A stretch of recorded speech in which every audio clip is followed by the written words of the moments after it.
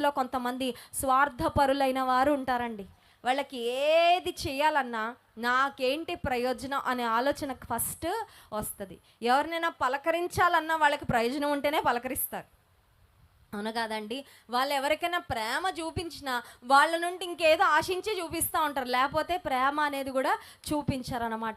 So స్వార్థపూరితమైన ప్రపంచంలో నేటి దినాల్లో మనుషులు నేను ఏం చేస్తే నాకేమి ప్రయోజనం వస్తుంది, నావి నా కొరకే ఉపయోగపడాలి తప్ప ఇంకెవరికి ఉపయోగపడకూడదని జీవించే ఈ దినాల్లో మనకు తెలుసు సెల్ఫ్ సెంటర్డ్ పీపుల్ ఈ ప్రపంచంలో ఎక్కడ చూసినా మనకు కనబడుతూ ఉంటే పేతురుని యేసుక్రీస్తు ప్రభువారు వచ్చి అడిగారు, పేతురు నీ దోనె నాకు ఇస్తావా అనగానే పేతురు యేసయ్యకు వెంటనే అంగీకరించి యేసయ్య ప్రణాళికను తన ప్రణాళికగా చేసుకొని వెంటనే తన దోనెని యేసయ్యకి ఇచ్చారండి. ఈ రోజులో కూడా మనం గమనించినట్లయితే వీ హ్యావ్